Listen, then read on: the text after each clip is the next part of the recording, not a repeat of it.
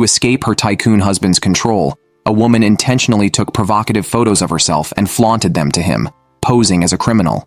She mocked him, suggesting he might never have touched his own wife. This act infuriated her husband, Hong Hee-ju, but before she could pursue a divorce, his behavior abruptly changed. 3 years earlier, Hong Hee-ju had married her first love with great joy. However, before she could settle in, she was forced to sign an unfair contract. She could not reveal that she was Baek Sa-yeon's wife and had no right to divorce. As this was a political marriage and Hong Hee-ju suffered from selective mutism, her life became extremely miserable. She faced constant trouble from her mother-in-law, who forced her to quit her beloved job in sign language, and even her own mother disapproved of her.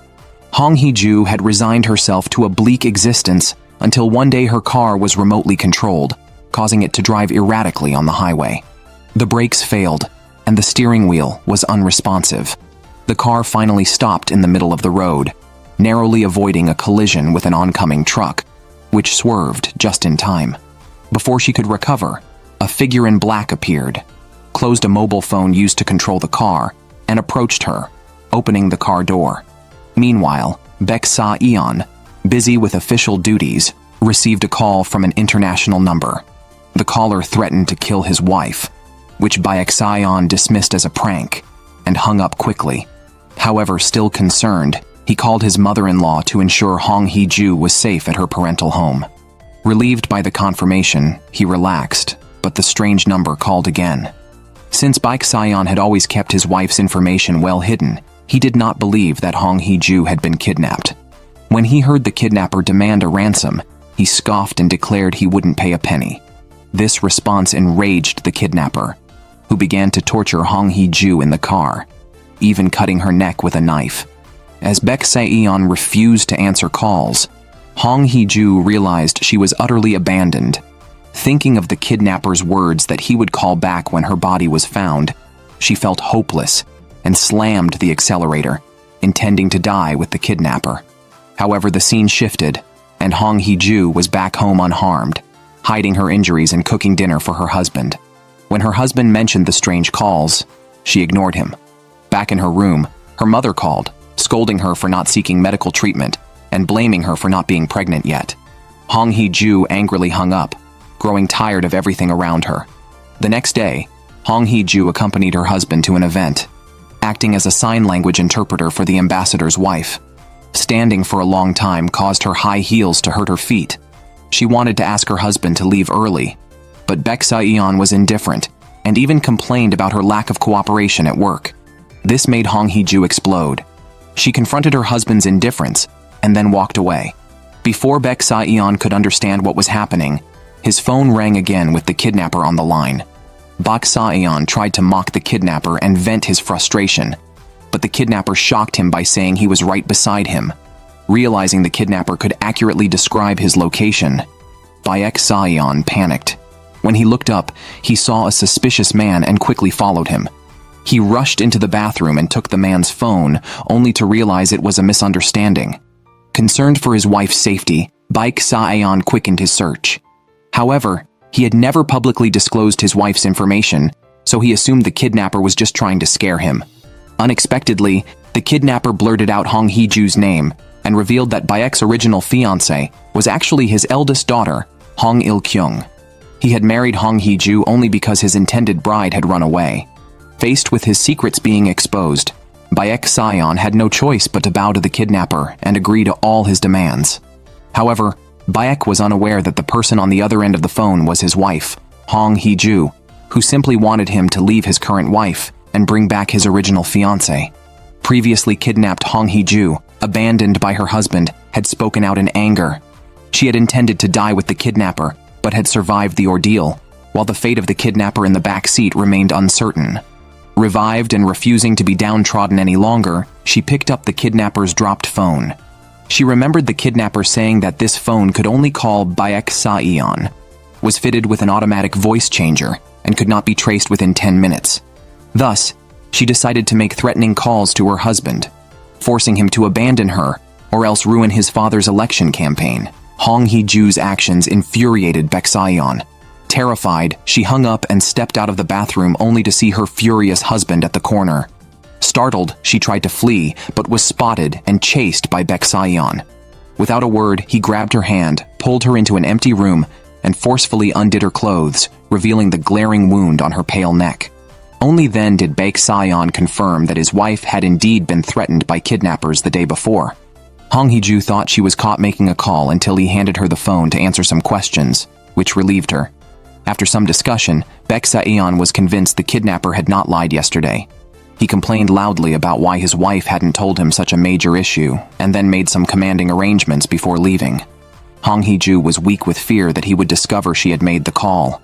At home, she repeatedly listened to the phone recording and could clearly sense Baek Sa-yeon was angry. She kept recalling his rough behavior earlier in the day, but strangely felt no resentment.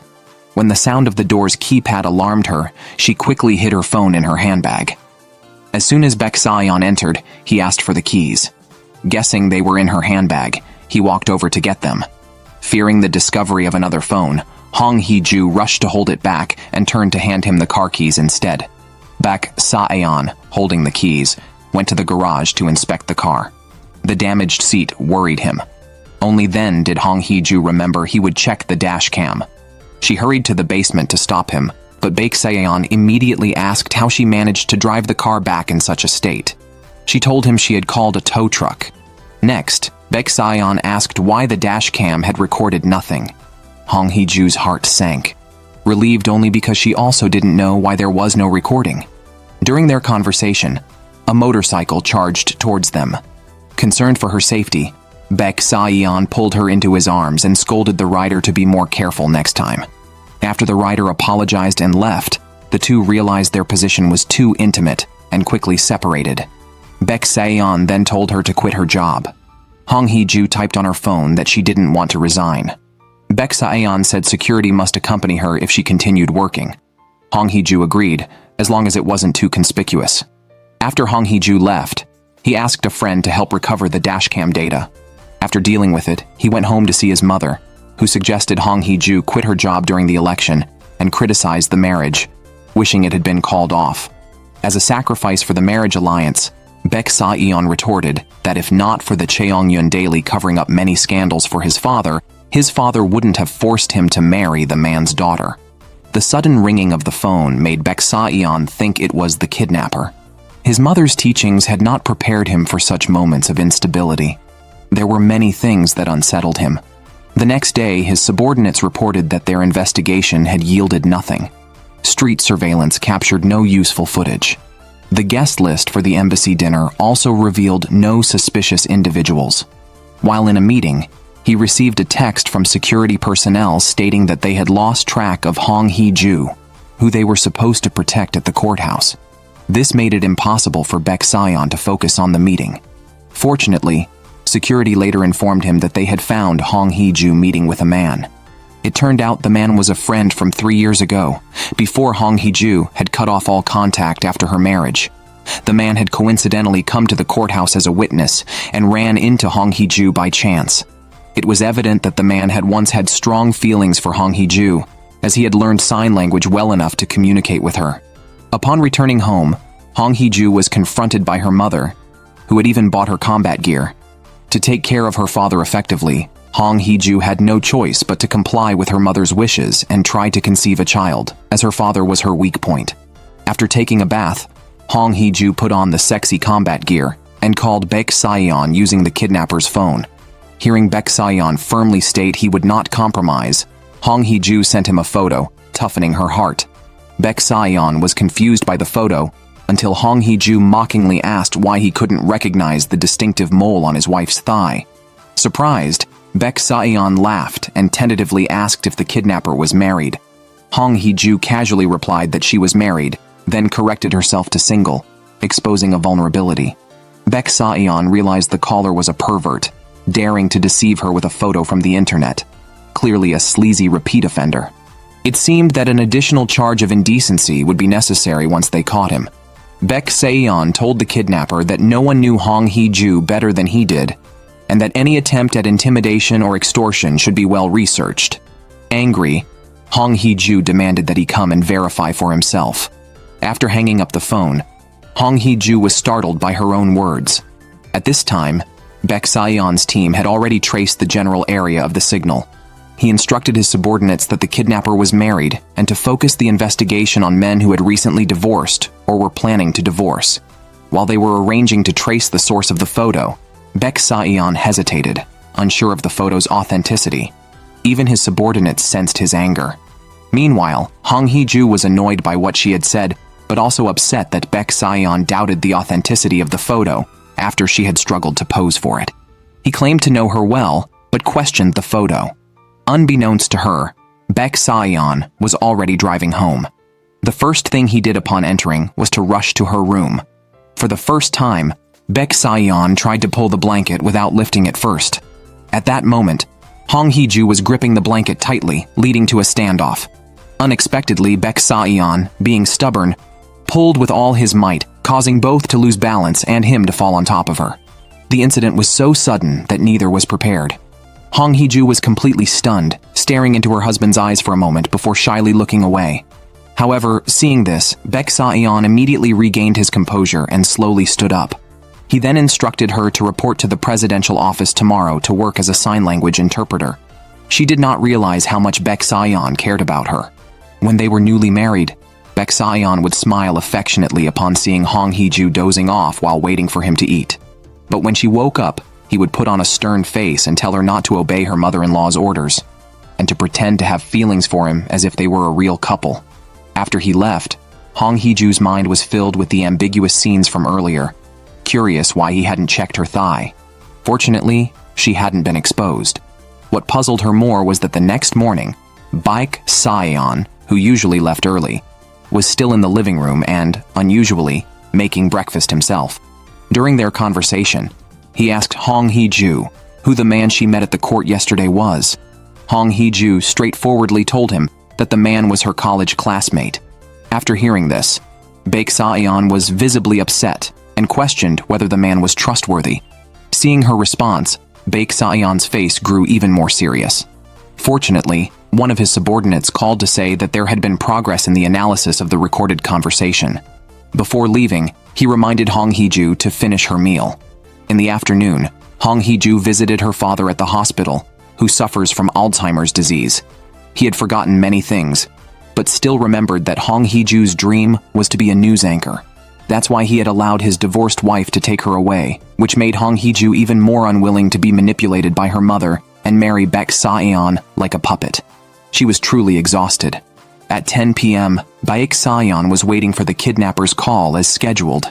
His mind was filled with the images from the day's surveillance, which clearly captured the kidnapper getting into Hong Hee-ju's car. With the help of a journalist friend who analyzed the kidnapper's photo, it was clear that the kidnapper's wife had an affair, forcing him to break up. The phone rang right at 10 p.m. Baek Saeon didn't understand why the kidnapper was so anxious, so he decided to punish him by waiting 5 minutes before calling back, then immediately hung up. After being disconnected, Hong Hee-ju tried calling again but was rejected. She anxiously waited 5 minutes before calling back. When the phone finally connected, Baek Saeon's words felt as if he was right beside her, praising her for doing well and telling her to keep obeying like this. Suddenly, a loud explosion was heard nearby. After Hong Hee-ju regained her composure, she tried to call Baek Saeon again, but his phone was switched off. He felt something was wrong and immediately returned home. Despite searching the entire house, he could not find his husband. Thus, she curled up on the sofa, waiting until the next morning. When she woke up, she saw the news that an explosion had occurred at the building where her husband worked, causing casualties. Moreover, Hong Hee-ju's recorded conversation was mistakenly identified as a terrorist threat, and she was inexplicably labeled as a terrorist. Amidst the chaos in her mind, the door opened and Baek Saeon, covered in dust and bloodstains, walked towards her. He immediately picked Hong Hee-ju up and placed her on the dining table, stating that there was key evidence on his wife that was essential to solving the mystery and that he needed her cooperation. After surviving a bomb attack, he hastily returned home and left his wife on the bedroom bed. He questioned her if she recognized the previous kidnapper or had any suspicions about who it might be. When she denied knowing anything, Baek Saeon's anger peaked. He couldn't understand why the kidnapper seemed to know her so well, even sending intimate photos. Baek Saeon feared that his wife might actually have the birthmark on her leg, while Hong Hee-ju was afraid that the situation could become too complicated to clear her name. She countered by asking her husband what he was doing and how much that man really knew about her. She pointed out that she was kidnapped and her husband was injured. Baek Saeon's actions now seemed to be proving something. Just then, a subordinate called, which momentarily helped Hong Hee-ju avoid further scrutiny. Elsewhere, the subordinate had found that there had been several arson reports filed with the police in the past 6 months. Baek Saeon concluded that the kidnapper either planned the arsons as a cover for his crimes, or it was a coincidence. However, one thing was certain. He was on the phone with the kidnapper during the explosion, so he suspected there was an accomplice. Given the amount of information the other party had, it must be someone close. Regarding the threatening recording provided, he told the police it was edited. Coincidentally, Hong Hee-ju overheard their conversation from outside the door. Shortly after, Baek Saeon came out of the study, intending to check if his wife's phone had been hacked. Although Hong Hee-ju felt uneasy, she complied. Unexpectedly, Baek Saeon, while picking up the glass shards on the floor, remarked that his wife lacked professionalism. Despite relying on her hands for her livelihood, she didn't take good care of them. He suddenly snatched Hong Hee-ju's phone, claiming he needed to change clothes and had to leave immediately. This left Hong Hee-ju feeling helpless.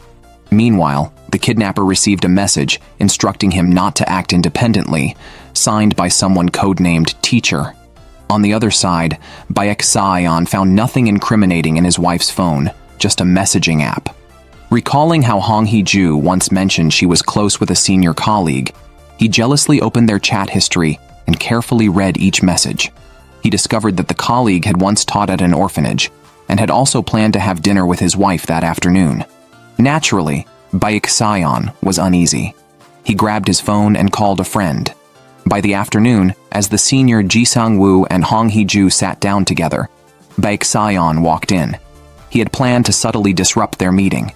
Just then, he received a casual greeting text from his fan, which he used as an excuse to show up at the restaurant where Hong Hee-ju was. He staged a coincidental encounter with his wife, watching her chat and laugh with someone else. Unable to hold back, he sarcastically interrupted them and acted rudely. When Ji tried to pour him a drink, he defiantly turned the glass upside down, leaving Ji and Hong Hee-ju speechless and gesturing in sign language to go elsewhere. Seeing his wife about to leave, Baek Saeon couldn't risk further escalation and proactively asked about the man's profession and marital status. Realizing Baek Saeon's intentions weren't good, Hong Hee-ju urgently signaled for him to follow her, but Baek Saeon blatantly ignored her. However, a call from his assistant came at just the right time, forcing him to step aside to answer. After finishing the call, he turned back to see his wife, furious like a puffed-up little rabbit. At that moment, Baek Saeon stopped pretending. As Hong Hee-ju was about to explain that the senior was not the type of person he suspected, Baek snatched the phone she was about to type on, with a look that said he didn't want to know. Overwhelmed with jealousy, he demanded a status, questioning how well Hong Hee-ju knew the senior, considering she seemed to understand him so well, despite them knowing each other for 20 years. He sarcastically remarked that he thought he knew Hong Hee-ju well, but now realized he might not know everything. Angrily, he left, leaving Hong Hee-ju utterly confused, and their gathering ended on a sour note. Back at the office, Baek Saeon immediately ordered his subordinate to investigate Ji Sang-woo. To his surprise, not only did the subordinate know Ji, but was also a huge fan. It turned out Ji Sang-woo was very popular on a short video platform, with over 200,000 followers, particularly admired by women. Upon hearing this, Baek Saeon's face turned green with envy. However, mistaking his interest, the subordinate eagerly showed him Ji's fitness videos, lavishly praising his physique as a work of art, especially his deltoid muscles. Baek gave his subordinate a fierce glare, clearly jealous. That night, as Hong Hee-ju was about to make a scare call to Baek Saeon, he unexpectedly came home early. She lied about going downstairs to buy some items, but Baek Saeon, after asking what she needed, went out himself. Seizing the moment, Hong Hee-ju immediately called her husband. Baek stepped around the corner, where he couldn't be seen from home, to answer the call. He couldn't understand why the kidnapper always insisted on him divorcing his wife. Perhaps there was some benefit in it. Hong Hee-ju was nearly frantic, questioning why she couldn't be freed from a loveless marriage. The more she pushed, the more suspicious Baek Sion became. He warned the kidnapper that he would never comply with their wishes, and declared that today's events had to stop, as he hadn't yet bought the items Hong Hee-ju had asked for. With that, he ended the call. Baek Sion came back quickly with the purchases. As he took off his coat, he declared that he would never divorce his wife, adding that he was being upfront to prevent any misunderstandings. He stressed that the reputation and position of the Baek family should not be tarnished by outsiders. Hong Hee-ju was speechless, wondering if that was really the reason he didn't want a divorce. Before she could grasp the situation, Baek Sion had already entered her room. When she followed him in, she found him already lying on the bed, commanding her to lie down too. Naturally, Hong Hee-ju refused. Unexpectedly, Baek Sion turned off the bedroom light, a tactic that worked as Hong Hee-ju, frustrated, grabbed a pillow and lay down beside him. Instead of getting angry, he lay down resting his head on his arm. He did this out of concern that the kidnapper might harm his wife, knowing that if they could find his office, they could find his home too. He felt that lying beside Hong Hee-ju would help her sleep peacefully. Moreover, Baek Sion hoped that Hong Hee-ju could forget the day she was kidnapped, and also forget the threatening call that mentioned waiting until a body was found. Gradually, Hong Hee-ju fell asleep. Seeing this, Baek Sion quietly left the room. As a child, Hong Hee-ju survived an accident that killed her brother. To continue receiving support from her third stepfather, her mother had forced her to pretend to be mute her entire life. The next morning, Hong Hee-ju received a video call from her father, only to discover it was the kidnapper on the other end. The kidnapper was not only aware that Hong Hee-ju had taken a special phone, but also frequently made threatening calls to Baek Sion, a fact he was quite pleased with. Their objectives aligned, at least. So the kidnapper wanted to continue the calls, but warned that if she tried to escape, he would turn hostile. Hong Hee-ju saw teeth in the kidnapper's hand and immediately burst into tears. She then quickly ran to the nursing home, relieved to find her father unharmed and the teeth not belonging to any elder there. Since she had reported the incident, she had to return to the police station to assist with the investigation. On the way to the station with the officers, a noisy broadcast on the car radio reminded her of her kidnapping and the recent false belief that her father had been harmed, making her feel so anxious that she wanted to vomit. The officers had to stop the car by the roadside. As Hong Hee-ju vomited, she unexpectedly started laughing, lamenting how bleak her life had been. Coerced by her mother as a child and insulted as an adult, she lived in constant fear, wondering if anyone along her journey truly stood by her. At that moment, Baek Sion arrived impressively with 3 police cars and quickly walked up to Hong Hee-ju, stating he would personally escort her to the station. In front of 2 officers, he acknowledged their marital status, but requested confidentiality due to his unique position. In gratitude, he promised to properly thank the police later. Baek Sion, angered and shocked that the kidnapper dared target his father-in-law, then got into the car.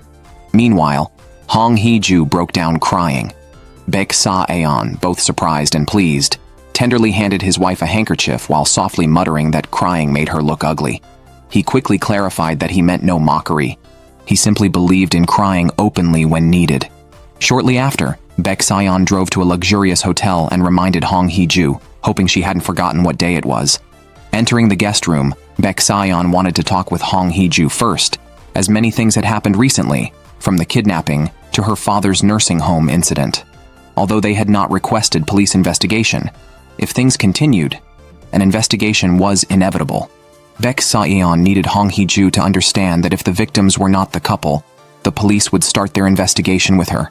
He urged that if there was anything hidden, it was not too late to disclose. Hong Hee-ju did not respond, and Baek Sion, seeing she was reluctant to speak, emphasized he would not force her, respecting their relationship, which did not involve prying into each other's private matters. Just then, the doorbell rang. It was the hotel service Baek Sion had called before entering the room. Knowing his wife had barely eaten all afternoon, he had ordered some pastries and fruit. Today was actually meant for a family dinner, but Baek Sion went to the restaurant first due to concerns about Hong Hee-ju's fatigue. Baek Sion's father had other intentions with his invitation. He wanted to use his son's status to boost his campaign for more votes in the election. Soon after, Hong Hee-ju joined him in the restaurant. Before she could eat, she expressed that Chairman Hong was worried about losing the election and had never planned to involve his eldest daughter, instead using his flawed younger daughter as a stand-in. And Hong Hee-ju, considered a discounted product, was deemed useless, unable to even secure her own livelihood. At that moment, without a word from Hong Hee-ju, Baek Sa-yeon stood up. He brought in a camera that a paparazzi had left, preventing his father from using the dinner as a campaign promotion, and warned his father to not even think about such plans again. Then, he prepared to leave with Hong Hee-ju. As they were leaving, the old man raised his glass and threw it at them. Thanks to Baek Sa-yeon's quick reaction, Hong Hee-ju was not hit. This incident infuriated Baek Sa-yeon, who then decided to completely sever ties with his so-called parents. In the elevator back to the guest room, Baek Sa-yeon firmly held his wife's hand. He wanted her to understand that being involved in place of her missing sister was unavoidable, and there was no way to counter the nonsense spouted by the in-laws. He advised her to ignore whatever these people, who would readily replace their own children, said or did. The next day, Baek Sa-yeon's subordinate discovered that Ji Sang-woo had posted many unresolved cases about arson and explosions and seemed very knowledgeable about the subject. Meanwhile, Ji Sang-woo was hosting a crime show. That afternoon, the selection for the presidential sign language interpreter began, and Hong Hee-ju stood out with her performance. She started signing even before the video's speaker began talking, which puzzled Baek Sa-yeon. He went to the interview site and asked Hong Hee-ju directly whether she had prior knowledge of the script and why her signing appeared before the speaker's voice. Hong Hee-ju explained that the video played was one she had practiced with because she admired Baek Sa-yeon's spokesperson and had practiced intensely with the briefings. Her greatest wish was to become a sign language interpreter for the agency, able to understand the spokesperson as soon as he spoke. Suddenly, Baek Sa-yeon changed his tone and questioned whether Hong Hee-ju really couldn't speak. A colleague misunderstood his query, stating that personal illness was not a disqualification for the role, and that the job of an interpreter was to convey messages heard through hand signs, giving Hong Hee-ju this opportunity. After leaving the interview, Baek Sa-yeon was visibly shaken and upset, not knowing how long his wife would continue to pretend. He also truly understood why Hong Hee-ju was so confident, claiming she would perform better than all other candidates. One day later, the Chingyun Daily celebrated its anniversary. Hong Hee-ju, the youngest daughter of the Hong family, had not yet arrived when her mother confronted her. She pushed her daughter into a stall, demanding to know why Hong Hee-ju's father had been moved to another nursing home without informing her, threatening not to pay if not consulted. She didn't wait for Hong Hee-ju's explanation and yanked off her daughter's shawl, crudely suggesting that not wearing it would attract more attention. Nearby, two women gossiping in front of a makeup mirror assumed that Hong In-eo was Baek Sa-yeon's wife and noted her absence at such an event, while the gloomy sister, Hong Hee-ju, had shown up. Mentioning Hong Hee-ju made them uncomfortable. Hong Hee-ju heard every word, growing more distressed. Fueled by alcohol, she stood on the edge of the rooftop and called Baek Sa-yeon on her distinctive phone, questioning what was so good about a wife who was gloomy and socially awkward, almost an add-on to her sister. Surprisingly, Baek Sa-yeon criticized the myopic view of the kidnappers, explaining that Hong Hee-ju was not gloomy but observant, often treated rudely by others first, and her willingness to marry in her sister's place was actually a sign of her love for her mother.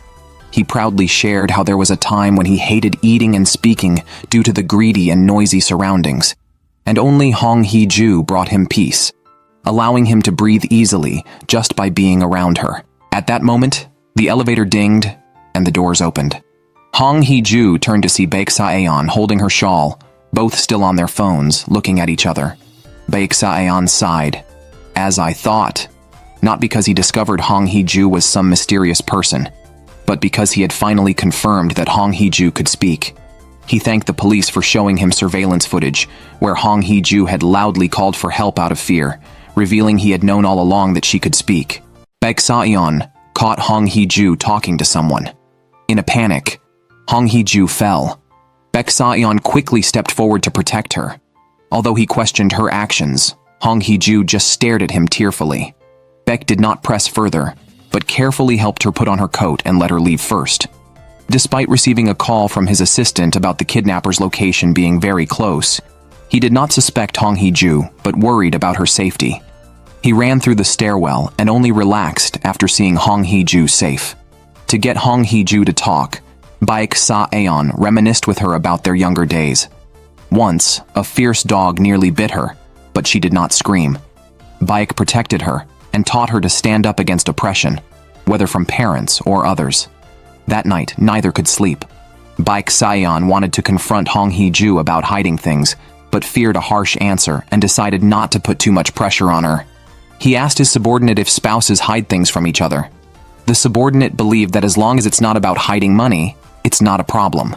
Knowing each other's secrets sometimes requires turning a blind eye to give breathing space. Since Baek Sa-eon strives for perfection, he thought he should work on controlling his temper. Meanwhile, Hong Hee-ju's colleagues celebrated her passing the translator interview.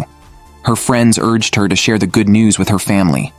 The only person she could contact was Baek Sa-eon, but she struggled with how to say it. After typing and deleting repeatedly, she ended up sending an emoji by mistake. Baek Sa-eon, puzzled, kept checking the message, unsure of what he saw.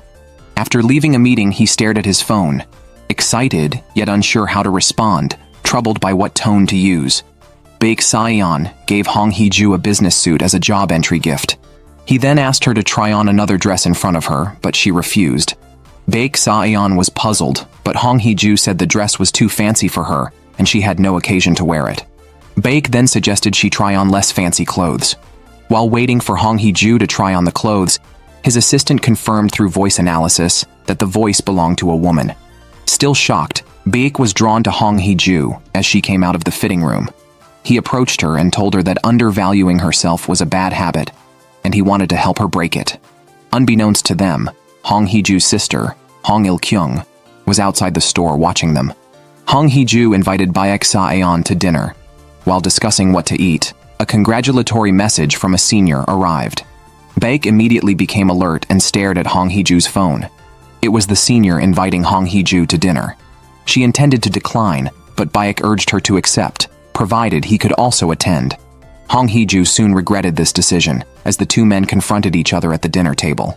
The senior directly questioned Baek's intentions. Seeing Baek at a disadvantage, Hong Hee-ju intervened. The senior then brought up Hong Hee-ju's dream of becoming a broadcaster, a dream she pursued despite her inability to speak. In college, a senior in the broadcasting studio fell for her at first sight. A woman joked that the two must have had a romantic past, which prompted Baek's retorts, although he was curious about their history. The woman insisted there must have been something between them, questioning why else a mute teacher would visit a broadcasting studio. Her words inadvertently opened old wounds for Hong Hee-ju, who excused herself and left. Just a few steps away, she received a message from her sister asking how she was doing, which made her very nervous. When Hong Hee-ju did not return, Baek Sa-eon went looking for her. He saw a pair of sisters and suddenly thought of Hong Hee-ju and Hong Il-kyung. He used to tutor Hong Il-kyung in her homework, while Hong Hee-ju sat nearby, passing messages. However, Hong Hee-ju would turn his impatient words into encouragement.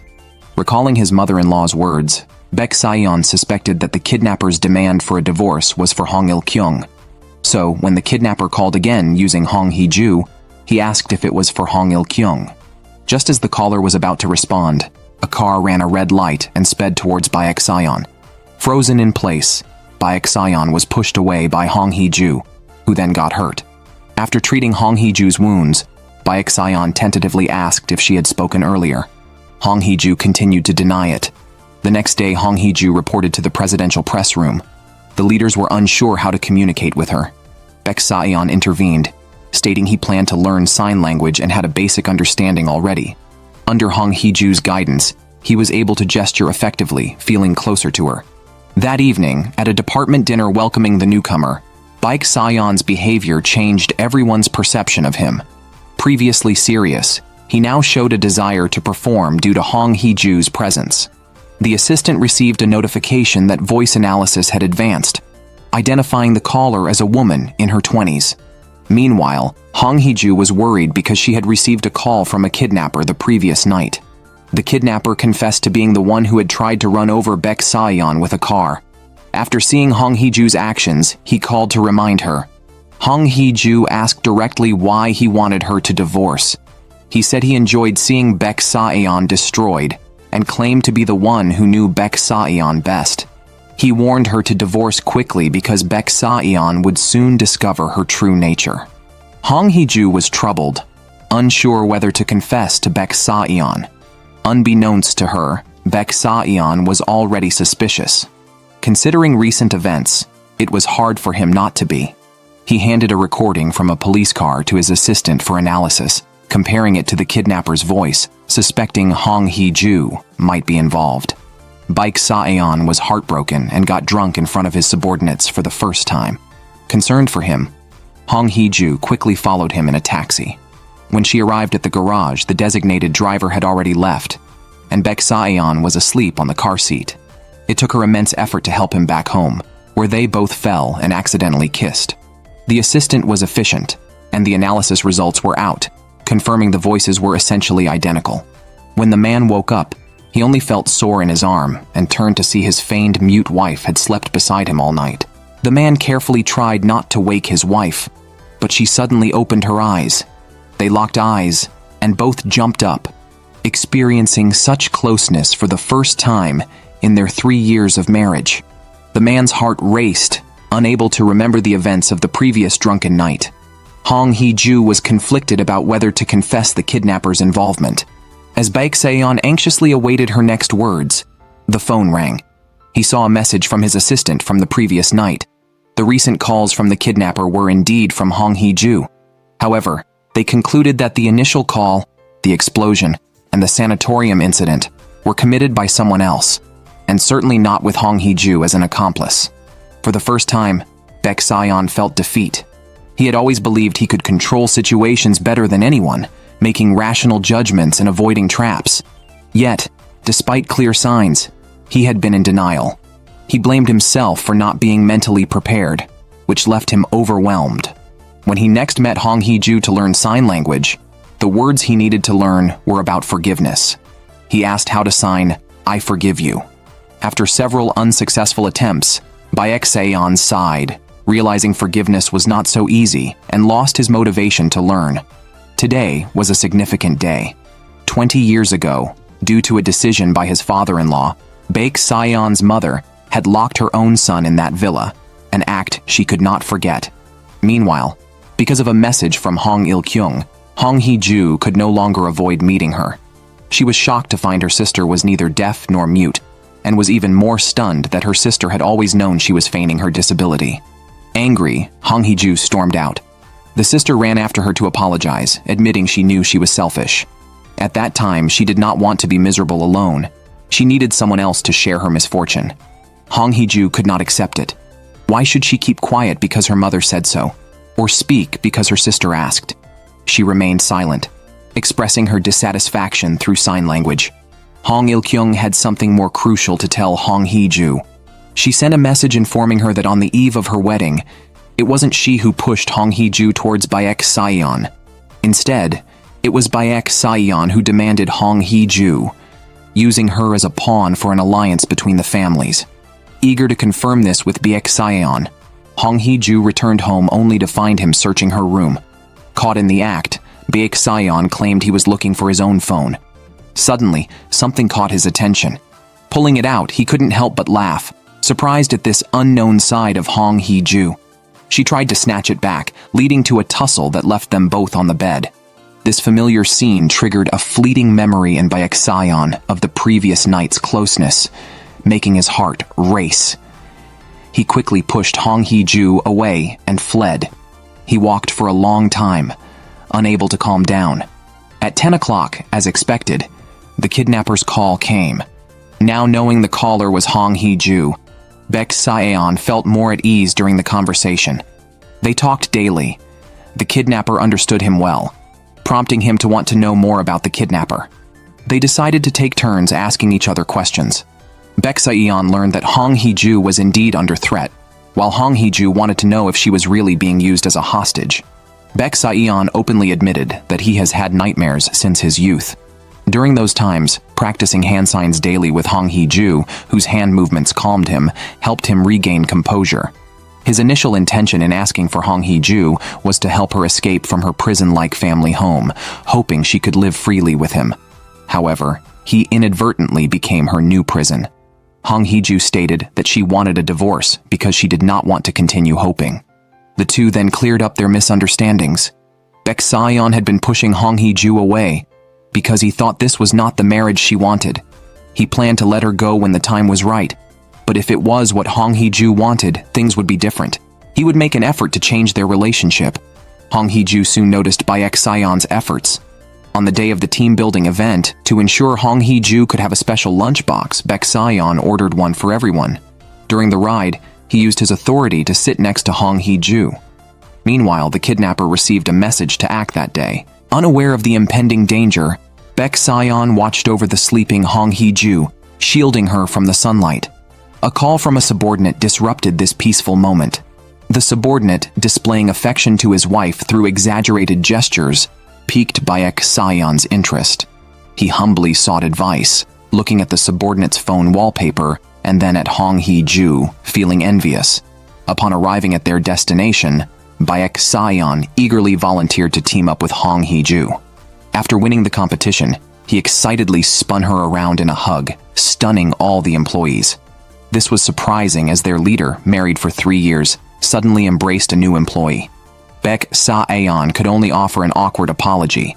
His desired reward was a photo with Hong Hee-ju, during which he made a heart gesture with his hands. Next was hiking, where Baek Sa-yeon and Hong Hee-ju quickly outpaced everyone. Whenever Hong Hee-ju slowed down, Baek Sa-yeon would stop and wait, worried she might catch a cold, and tied his jacket around her. They soon reached the summit and enjoyed a rare moment of relaxation and tranquility. Suddenly, enthusiastic fans surrounded Baek Sa-yeon wanting photos, pushing Hong Hee-ju towards the railing. With a scream, Hong Hee-ju fell off the cliff. By the time the rescue team arrived, Baek Sa-yeon had already climbed down in search but found no sign of her and was extremely anxious. When Hong Hee-ju regained consciousness, it was dark. She remembered being pushed off the platform, feeling panicked and scared. Her phone was broken, but fortunately, a phone from the kidnapper in her bag still worked. It was rigged to only call Baek Sa-yeon. After much deliberation and preparing to reveal her identity, she called Baek Sa-yeon, who did not expose her. Hearing Hong Hee-ju's weak voice, he was deeply concerned and encouraged her to find the first aid kit and flare in her bag. Baek Sa-yeon was frantic when he couldn't hear any noise, but relaxed upon her response. He then questioned the kidnapper about her condition. Using all her strength, Hong Hee-ju activated the signal flare, which thrilled Baek Sa-yeon. He immediately ran towards the direction of the signal. Baek Sa-yeon found his weakened wife and carried her to the hospital. In a daze, Hong Hee-ju was certain that Baek Sa-yeon always listened with actions, even if she said nothing. She regretted not expressing her feelings to him. When she opened her eyes and faced Baek Sa-yeon's care, she spoke up to keep him by her side. Hong Hee-ju knew she could no longer hide the truth, but Baek Sa-yeon did not confront her. She fantasized he might use this to divorce her and demand a hefty compensation. When she saw Baek Sa-yeon again, she lost the courage to speak. Seeing her silence, Baek Sa-yeon reassured her, admitting he knew she could talk. He did not expose her kidnapper identity and even made excuses to cover it up. Even when Hong Hee-ju tried to confess, Baek Sa-yeon interrupted her, asking her to rest in the hospital while he handled the media outside. News of someone falling off a cliff had spread, and candidate Baek turned it into a political persecution narrative, condemning the criminals as a father in the media. This move aligned Baek Sa-yeon with his campaign and targeted his rivals. However, he underestimated Baek Sa-yeon, who asked the PR department to hide the identity of the person who fell. He then confronted his father, warning him to back down or face retaliation. Enraged, his father rebuked him, reminding him of his given identity. It turns out Baek Sa-yeon was also a substitute, forced into this identity as a child against his will. Baek Sa-yeon brought some fruit to the hospital, and hearing Hong Hee-ju's voice, he struggled to adjust. When Hong Hee-ju learned that Baek Sa-yeon would also sleep in the hospital room, she panicked, but it was just a false alarm. Baek Sa-yeon tenderly washed her hair, dried it, and carefully combed it. Seeing the scars on Hong Hee-ju, Baek Sa-yeon expressed his regret and remorse, feeling he had done nothing for her. He tucked Hong Hee-ju into bed, gently wished her good night, and she fell asleep feeling her head heat up and her heart race. When she woke up, Baek Sa-eon was no longer in the room. Her calls to him were disconnected. Realizing it was nearly 10 p.m., Hong Hee-ju called him posing as the kidnapper. To her surprise, Baek Sa-eon spoke lightly that evening, even asking if she was pretty and imagining her figure. His words filled with flirtation. After teasing, he got to the point, suggesting that the kidnapper collaborate with him to catch that guy. While searching for Hong Hee-ju, he had resolved to return her suffering 100-fold. He announced publicly that the cliff fall was not a mere accident, but a deliberate act of harm. He falsely claimed to be the victim, stating he had been threatened for a month, and clarified that this was not political persecution related to the election. Based on previous surveillance and Hong Hee-ju's descriptions, he released a sketch of the suspect. The criminal, seeing his own sketch, was furious and complained to a contact listed as teacher that it was the teacher who pushed Hong Hee-ju, yet his own face was exposed. He questioned why the teacher wanted to kill Hong Hee-ju, asking if their target was not Baek Sa-eon. The teacher replied that Hong Hee-ju no longer planned to divorce, intending to make Baek Sa-eon feel the loss of something precious, and instructed him to retrieve his phone first. Hong Hee-ju watched the news and saw that Baek Sa-eon was receiving a lot of attention. She worried about his situation. At that moment, the criminal texted her demanding the phone and said he would arrive soon. Seeing the door ajar, Hong Hee-ju, ignoring the syringe in her hand, rushed to block the door and locked it. Despite her efforts, the person outside didn't give up, filling her with fear until she heard Baek Sa-eon's voice, which snapped her back to reality. Knowing she was scared, he climbed into bed with her, holding her close and reassuring her that he was neither afraid nor regretful, and told her to get some sleep.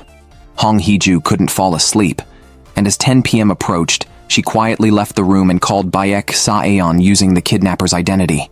Her first words were asking when he would come to catch her. She arranged to meet Baek Sa-eon, though anxious about how he would react upon seeing her. Deciding not to run away anymore and not wanting Baek Sa-eon to fight alone, she gathered the courage to push open the hospital room door, only to find that Baek Sa-eon was gone. Baek Sa-eon had asked her to meet at an amusement park, a place linked to her childhood and a tragic incident on the way back from there, making amusement park a taboo word in her family ever since. Baek Sa-eon wanted to use this setting to address her past regrets. Eventually, they met at the park's high tower. Hong Hee-ju, puzzled why Baek Sa-eon didn't despise her despite knowing her true identity, listened as he confessed that he didn't know how to hate her. After a passionate kiss, both Baek Sa-eon and Hong Hee-ju saw their love for each other clearly. They reflected on their 3 years of marriage, during which their home was silent, devoid of conversation and even eye contact, not to mention sharing meals or a bed. Baek Sa-eon immediately grasped the key point and told her that if she did not want to sleep separately, she should have told him sooner. For Baek Sa-eon, the home had been warm for the past 3 years.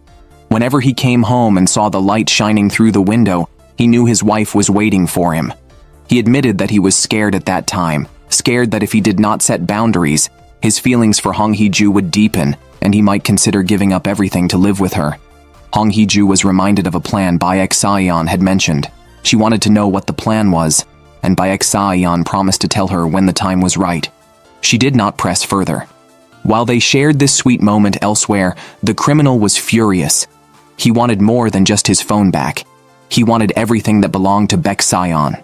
In a fit of rage, during an interview with candidate Baek, he had many wreaths delivered that read, "I know what Baek Sa-eon did," signed as the grandson of President Baek and son of candidate Baek. Hong Hee-ju woke from a nightmare, feeling that everything that day was unreal. Fearing that it might all disappear like a dream, she cautiously pushed open Baek Sa-eon's door. Fortunately, Baek Sa-eon was still there. She carefully touched his cheek, and when Baek Sa-eon opened his eyes, she felt guilty and wanted to flee, but he quickly pulled her into his embrace. Today marked the first vacation Baek Sa-eon had taken in 3 years, and he did not want to spend it away from Hong Hee-ju. He asked if there was anything she wanted to do. Hong Hee-ju confessed that she sometimes imagined them leading a very ordinary life like others, having picnics together. She ironically noted that despite wanting to leave this home, she still harbored such fantasies. Hearing this, Baek Sa-eon hugged Hong Hee-ju tightly. Suddenly, a phone call disrupted the sweet moment. His subordinate frantically asked him to come to the office due to a major issue. However, it turned out to be a surprise prepared by the subordinate as a way to offer comfort and support, inadvertently interrupting the couple's sweet time. At that time, the assistant found the real kidnapper's location using reverse tracking. Meanwhile, Hong Hee-ju received another message from the kidnapper claiming she didn't truly understand Baek Sa-yeon, along with a video. She considered contacting Baek Sa-yeon, but decided against it and instead approached a senior colleague to inquire about a years-old orphanage disappearance case. Baek Sa-yeon arrived at the abandoned villa, and just as he entered the second floor, a projector started showing the video sent to Hong Hee-ju.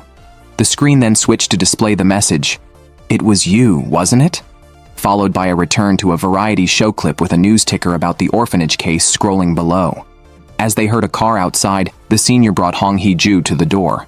The senior was puzzled why Hong Hee-ju was curious about the case and mentioned that Baek Sa-yeon had also shown interest before. Suggesting it was too late, he proposed to investigate further the next day.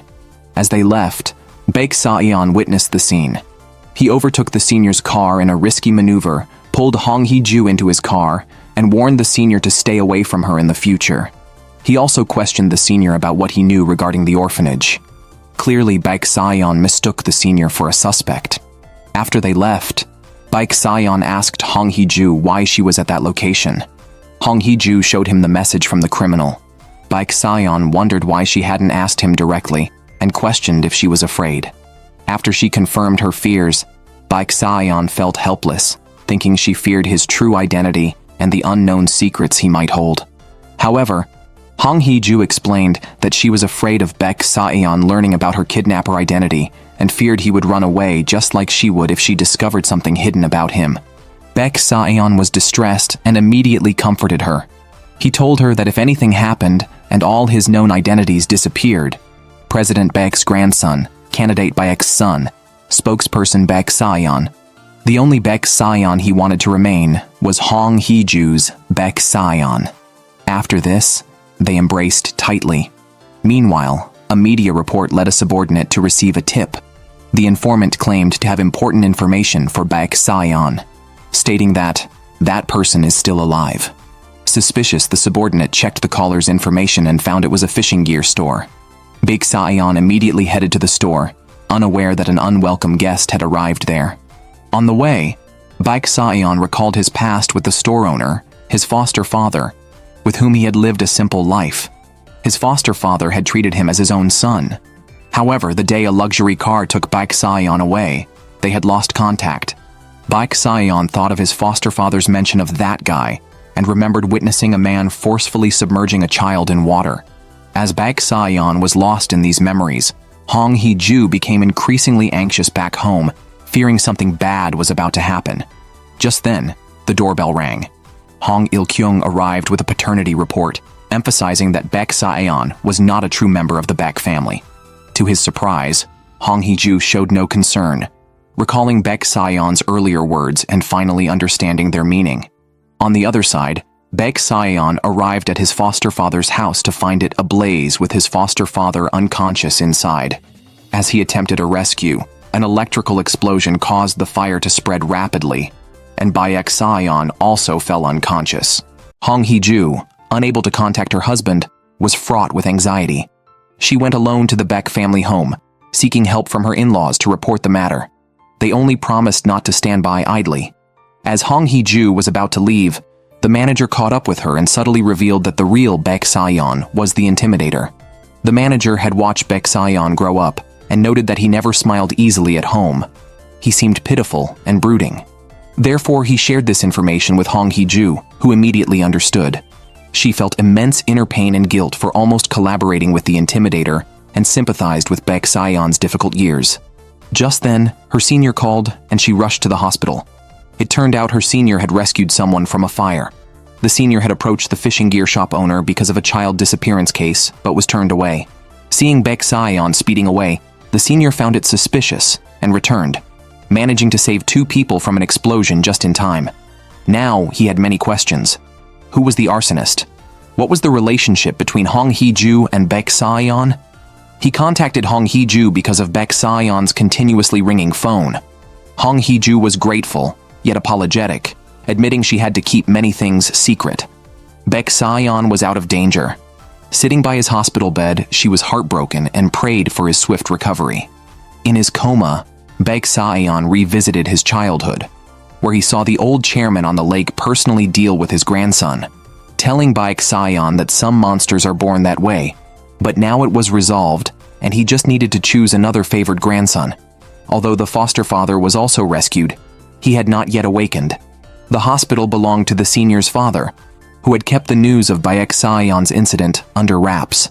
The senior inquired about the relationship between Baek Sayon and Hong Hee-ju, which Baek Sayon honestly disclosed.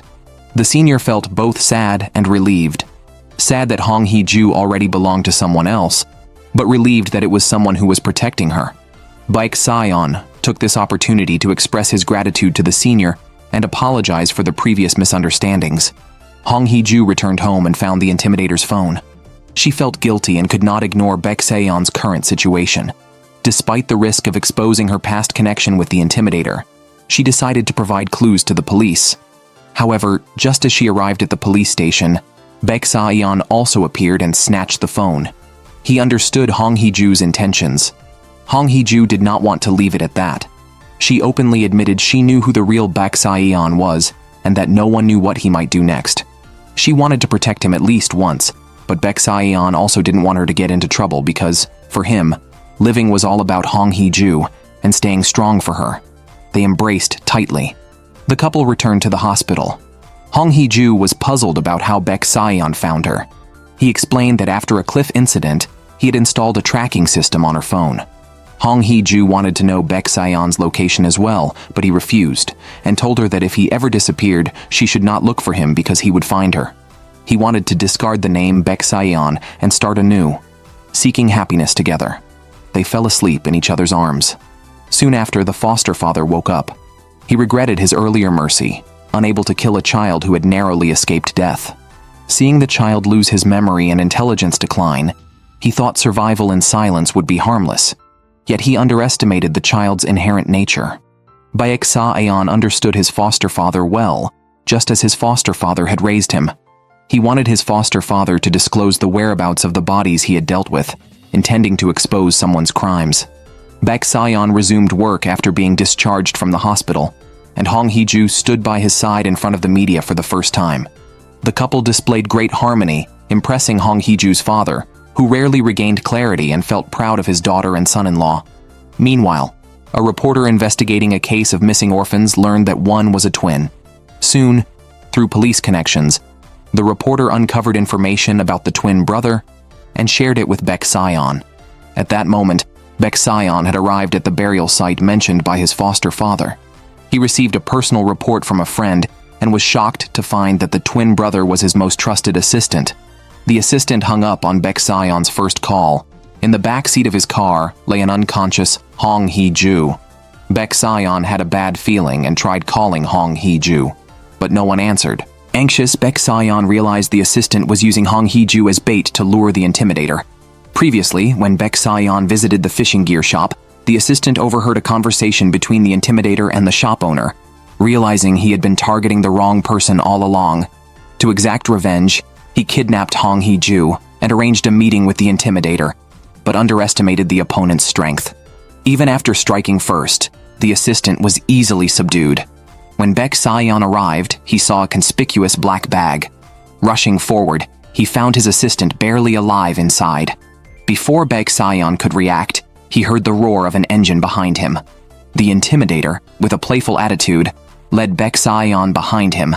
At that moment, Hong Hee-ju woke up, surveyed her surroundings, and struggled for the steering wheel. The uncontrolled car crashed into a rock. The couple embraced tightly, checking on each other. When the Intimidator attacked again, they managed to dodge in time without serious harm. The two Baek Sayons grappled with each other, and the Intimidator, disregarding honor, drew a weapon. In a moment of danger, the assistant intervened, taking a fatal hit for Baek Sayon. Hong Hee-ju had already called the police, and the Intimidator seized the chance to flee. The police arrived quickly, and the assistant narrowly survived. The fleeing Intimidator was furious that no one stood by him. When he saw the news of the old chairman's death a year ago, He regained all his memories and regretted not having dealt with the old chairman himself. Now the only person who would stand with him was his mother. Mrs. Bai lamented why her husband was so heartless, forcing their son into hell. Her husband argued that their son had ruined their lives, and that reclaiming him changed nothing. Mrs. Bai, seeing her husband's coldness, stated that neither her son nor her husband resembled the old chairman. The real resemblance was someone else, Baek Saeon, who was actually the old chairman's biological son. The police, acting on the address provided by Baek Saeon, unearthed 4 human skeletons. A senior confirmed they were the missing orphans. On the other hand, Hong Hee-ju learned that Baek Saeon had arranged for the DNA report years ago to prevent her from marrying someone else, allowing him to marry her instead of the wasteful suitor. At this moment, Hong Hee-ju was happy. Happy that she was not just a stand-in, but truly the woman Baek Saeon wanted to marry. After Baek Saeon returned home, Hong Hee-ju pushed him down and presented a contract similar to the one he had given her after their marriage. The only difference was that the bride was now the groom. Baek Saeon had previously confessed that he had liked her long before and that marrying her was part of his long-term plan. Kneeling in front of him, she asked if he would marry her after everything was over.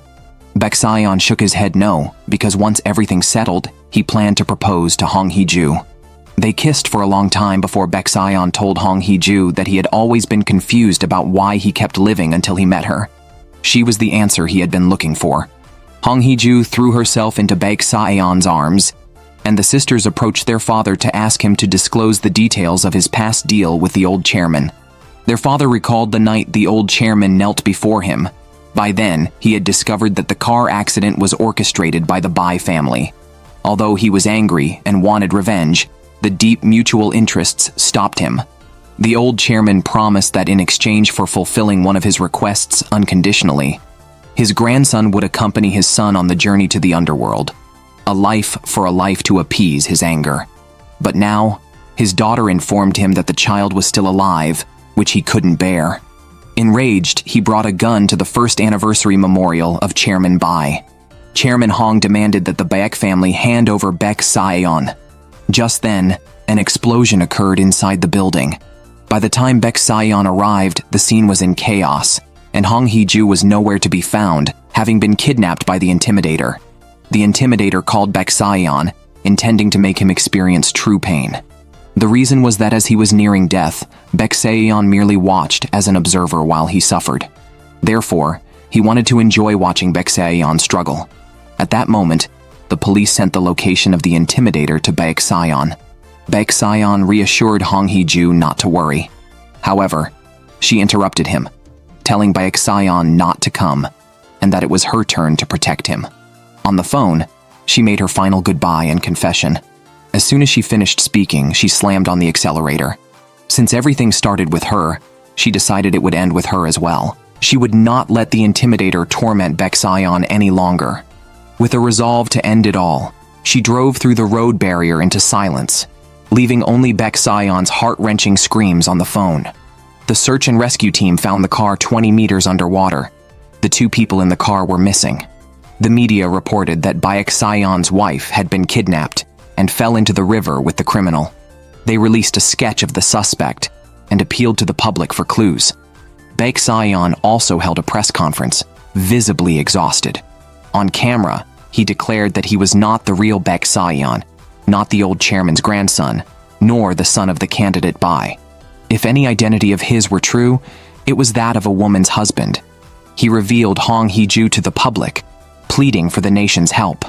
Baek Saeon choked up several times as he described Hong Hee-ju's features, asking everyone as a husband who lost his wife to provide any information they might have. His wife is missing.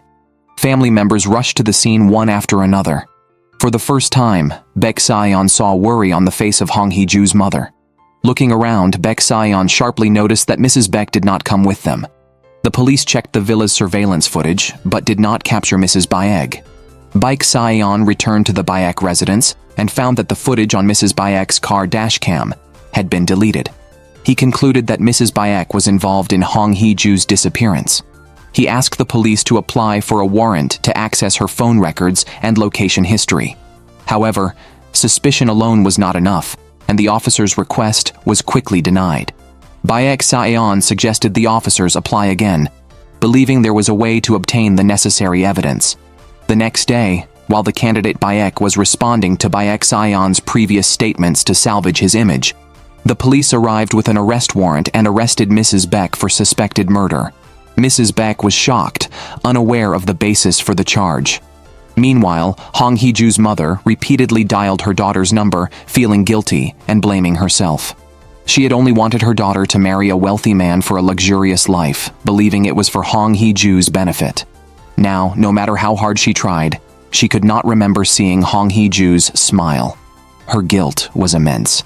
Inside the police station, Mrs. Baek also thought she was being suspected of killing Hong Hee-ju, but she was dismissive and even threatened the officers with job loss. However, her expression changed upon seeing the video on the computer, showing her murdering elder Mr. Baek, a video she did not know existed. Baek Saeon entered and revealed the truth. The video was captured by a ring worn by the elder Mr. Baek before his death. On the night the elder chairman died, Mrs. Baek confronted him, demanding he repent before his death, not just for her son's death, but also for replacing her son with his illegitimate child. She confessed that seeing him look at Baek Saeon with affection made her sick. The chairman knew his daughter-in-law never forgave him for killing his grandson, but he had no regrets, claiming he was preventing the pain and tragedy she would have suffered if his grandson had lived. This enraged Mrs. Baek. She couldn't believe her father-in-law wouldn't admit his fault even on his deathbed, so she smothered him with a pillow. Having seen the video, Baek Saeon knew his true identity. He had kept this video to one day reveal the dark truth of his family. He had not expected to use this trump card to save someone. He pleaded with Mrs. Beck to disclose Hong Hee-ju's whereabouts. Seeing Baek Saeon so sure that Hong Hee-ju was not dead, Mrs. Beck was curious. But Baek Saeon knew Mrs. Beck wouldn't kill Hong Hee-ju because she wanted him to experience the same pain. Mrs. Beck once said, 20 years ago, when the old man brought news of Baek Saeon's drowning, she was in agony, crying daily and running out barefoot whenever a body was found in the water. She had suffered enough. Baek Saeon was sure Mrs. Beck would torture him the same way. Fortunately, even if Mrs. Beck didn't confess, the police found clues in her communications devices. Hong Hee-ju was indeed held captive by Mrs. Beck, but she was not mistreated and was even urged to eat by Mrs. Beck when she refused food. Hong Hee-ju hadn't fallen off a cliff as staged. Mrs. Baek had arranged for her subordinates to take them away. Hong Hee-ju knew Mrs. Baek's plans and that Baek Saeon was probably frantic searching for her. 1 year, 2 years, until Baek Saeon had given up, only to find out 20 years later that his love was still alive, living in agony and regret. At that moment, an officer came over and said they had found Hong Hee-ju in the old mansion of the elder Mr. Baek. The subordinate was conflicted. Mrs. Baek had ordered him to take Baek Saeon away and kill Hong Hee-ju if anything happened to her. Fortunately, the subordinate couldn't bring himself to harm Hong Hee-ju and instead urged her to escape quickly. Having narrowly escaped death, Hong Hee-ju changed her previous belief that death wasn't scary because she feared dying meant never seeing Baek Saeon again. As for the real Baek Saeon, the subordinate didn't release him, but instead used a drill to reinforce the door and added another lock. After finishing, he heard the voice of candidate Baek behind him, demanding with a shotgun that the subordinate open the door. When Mrs. Beck was taken away by the police, he had seen her signal the subordinate, so he found this place. He wanted to personally end this disgrace. Soon after, Hong Hee-ju heard a gunshot. Her son had overpowered candidate Beck, and another gunshot rang out. Hong Hee-ju hid and saw the assailant whistling while searching for her. As a car approached in the distance, Hong Hee-ju, desperate for rescue, ran in front of it to stop it. Through her blurred vision, she saw a haggard Baek Saeon. With the arrival of the police, the assailant did not advance. The officer continued to search the area while Baek Saeon took Hong Hee-ju to the hospital. However, they hadn't gone far before the assailant blocked their way. Baek Saeon got out of the car alone to face the assailant, pleading for him to spare Hong Hee-ju. He explained again that he never intended to take anything from Baek Saeon. However, the assailant said that being the elder chairman's son was his sin. He then whispered something in Baek Saeon's ear, words that instantly saddened him. Baek Saeon turned to glance at Hong Hee-ju. The words seemed related to her. The assailant, delighted by Baek Saeon's expression, felt satisfied. Surrounded by police, he fearlessly raised his shotgun. A gunshot rang out, and the real Baek Sa-yeon was killed on the spot. Upon hearing this tragic news, Mrs. Baek was inconsolable. After being sentenced to life imprisonment, she appealed for the death penalty. The family butler, loyal to the Baek family all his life, and having confessed his crimes and received forgiveness from the victims, was sentenced to 5 years in prison. Baek Sa-yeon donated all the Baek family assets and resigned from his spokesperson role. The sensational Baek family scandal thus concluded. But Baek Sa-yeon disappeared, erasing his traces from the world and leaving behind everything he had. 6 months passed, and Hong Hee-ju never stopped searching for Baek Sa-yeon, only to learn how deeply he loved her. His assistant said Baek Sa-yeon had planned to destroy himself after settling everything, but changed his mind because of Hong Hee-ju. She realized then all he had done for her. Looking at the empty room, Hong Hee-ju felt an extreme longing. During the quiet of the night, she repeatedly dialed Baek Sa-yeon's number, but never received a response. Then one day, she received an international call at exactly 10 p.m. Though there was no response from the other side, Hong Hee-ju understood. It had to be Baek Sa-yeon. She checked the caller ID. It was from Algeria. She asked Baek Sa-yeon's journalist friend for clues, not just because of the phone call, but also because she had received a package from Algeria. Someone had donated 2 billion won in his name to build a school for the deaf, and she had received a thank you letter from the school. Since the friend had worked with Baek Sa-yeon as a war correspondent in Algeria, Hong Hee-ju wanted to know where in Algeria Baek Sa-yeon might be. However, the friend was reluctant to tell Hong Hee-ju any details because Algeria was too dangerous due to ongoing conflicts. Despite her persistent pleas, making the wait even more unbearable, the friend reluctantly mentioned the term sunset, describing Baek Sa-yeon as someone crazy about sunsets. In Algeria, Baek Sa-yeon would rush to a sunset viewing spot at dusk, where he took countless photos. Hong Hee-ju traveled to the deaf school in Algeria and asked the principal about the famous viewing spot. The principal said it was now occupied by rebels and advised her not to go. But Hong Hee-ju could not give up. She was captured by the rebels before she could get close.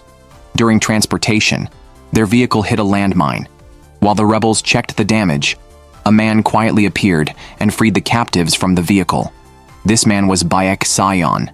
After releasing everyone, he took Hong Hee-ju's hand. She had a suspicion but knew it was a moment to escape. Baek Sa-yeon swiftly led her into the jungle. After the rebels left, he untied her bonds. Hong Hee-ju looked at the man she had longed for without saying a word. Anxious, Baek Sa-yeon scolded her for not listening, having told her to just wait. Unable to hold back, Hong Hee-ju confronted him about his disappearance, what he had heard from the assailant, and why he had looked at her with such sad eyes. It turned out that Baek Sa-yeon's father had killed Hong Hee-ju's brother. Learning this truth, Baek Sa-yeon was deeply saddened. He believed his only right action was to protect Hong Hee-ju, but he eventually realized that he had not only failed to protect her, but had also taken many things away from her. Her brother, her childhood, her dreams, all because the instigator was his father. Ashamed to face Hong Hee-ju, he saw leaving her as a punishment for himself. Hong Hee-ju tearfully argued that she should have the say in such punishments. She could no longer bear it, and they shared a moment of intimacy. Afterward, Hong Hee-ju asked about that phone call. Baek Sa-yeon said he had a nightmare about her crying endlessly, so he called, using his worry as an excuse to hear her voice. The 2 billion won donated in Hong Hee-ju's name was a breach of marriage contract payment. Baek Sa-yeon was to divorce and then remarry Hong Hee-ju, not as Baek Sa-yeon, but as Baek Yeon-seok, his newly adopted identity. Now they lived an ordinary and happy life, striving for a noisy, lively home. Though Hong Hee-ju's mother initially resented their secret wedding, she finally saw her daughter's smile. She held Hong Hee-ju's hand, and they truly looked like mother and daughter. Hong Hee-ju returned to her job as a sign language interpreter at the TV station, while Baek Sa-yeon did not return to his spokesperson role, but worked as a negotiation expert at the Ministry of Foreign Affairs. Seeing Baek Sa-yeon leave for overseas without a word worried Hong Hee-ju when she couldn't reach him. Eventually, Baek Sa-yeon called back, his tone reminiscent of the one he used during a call with a kidnapper. Baek Sa-yeon missed the Hong Hee-ju from the threatening calls because she spoke her mind without restraint. He hoped that Hong Hee-ju would always talk like that, freely expressing herself.